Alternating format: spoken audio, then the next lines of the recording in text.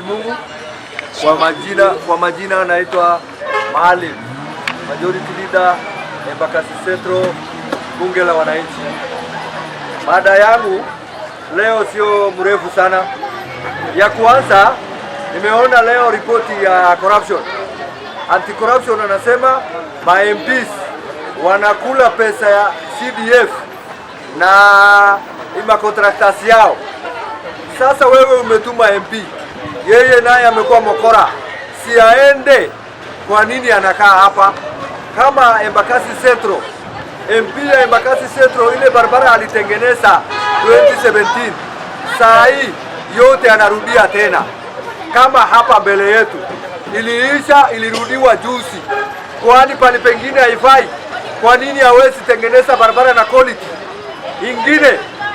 Mimi naelekeza tena maneno kwa confusion opposition. Wale wameconfuse, wamejichanganya, wale wajielewi, wale wajui kenye wanafanya, wale hawana akili, wale hawana agenda. Kwa nini nasema hivyo? Wao saa yote wanakaa kupanga tumbo yao. Ati unaendea Kawera Mangasa alijificha huko, unaenda kutuletea mtu aliwachwa. Sasa wewe ndio unatuambia mali tunaelekea. Kwanza wa Munyoro, kwanza Kalonzo Musyoka. Wewe Kalonzo Musyoka, kazi yako ni kutafuta koti ya watu, unajificha koti ya watu. Wacha kujificha. Watu wanafata tumbo yao mpaka nyele ya kichwa imeisha kwa mwili, kwa sababu ya kujijua, kukosa kujijua.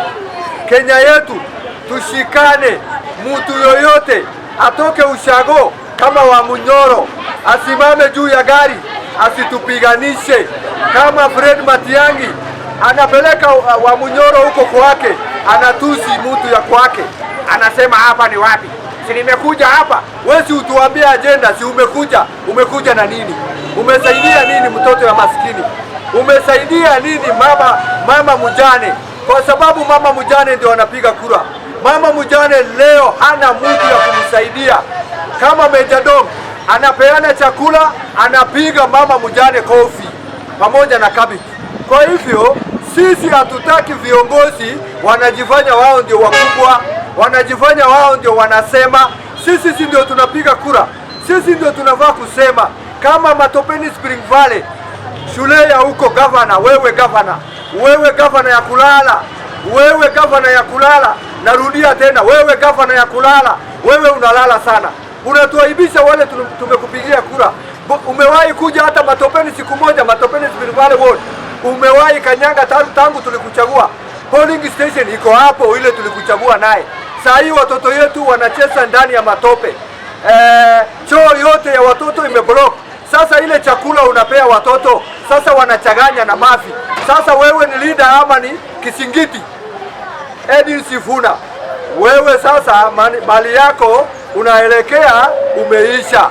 Hauna namna, hauna chochote. Wewe unatuletea tu modomo ati mimi ni nani? Wewe ni nani? Najua kwa Quran kuna mali inasema kuna jamaa anaitwa Farao, anajiita ni Mungu ya juu. Mungu akamblock na matope kwa baharini ya Sham huko Misri. Mpaka saa hii amekuwa mawe, kwa sababu alikuwa anajigamba, anasema yeye ni mkubwa sana. Nikienda karibu nimalizie, Kenya hii yetu tukishikana pamoja, tulete amani tukiwa kama ndugu na madada, kwa sababu hii nchi ni yetu ya masikini. Masikini ndio wengi, wachana na matajiri. Kila siku wanaleta na agenda yao. Kama tunataka kubadilisha nchi, tunaweza badilisha na wengine, si wa Munyoro, sio Matiang'i, sio Kalonzo. Kama ni Kalonzo na Matiang'i, Ruto aendelee, hata abadilishe katiba, akae kama Museveni, kwa sababu hata wao wako tofauti gani?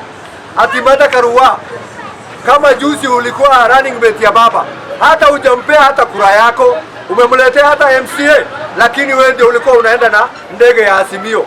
Wewe ndio unatumia mali ya Azimio ukiwa unajidanganya wewe ni mtu ya haki. Mtu ya haki ya wapi? Kwa nini unakaa na ukabila basi kama ni haki? Kwa nini unafuata wa Munyoro kama wewe ni mtu ya kujua sheria? Kwa hivyo Hii Kenya hatuwezi badilisha na watu wamejiconfuse. Wao wenyewe wajielewi, kwa sababu walikuwa maminista. Matiang'i alikuwa waziri ya usalama, watoto yetu walikuwa na rokotwa rifayara.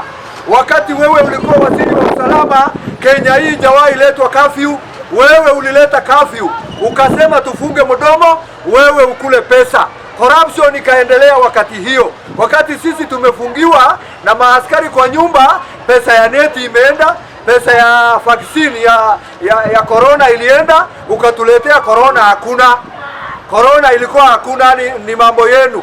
Kwa hivyo William Samoei Ruto, endelea kuongoza nchi kwa sababu wewe uko na moyo. Hata leo nimeona kwa shule ulipeleka maendeleo, ukaenda mpaka kilasi ya shule. We president, saa ile tuko na governor hawezi enda kilasi ya shule yako karibu na yeye, lakini rais ako na moyo ya kushikanisha watu.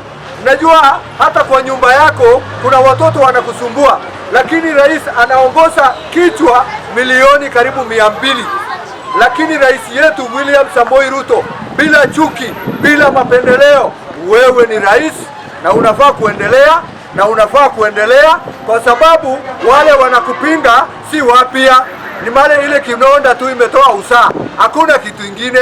Mpaka wamejichanganya siku hizi, wanaenda chemist wananunua madawa, tunawaona na macho yetu.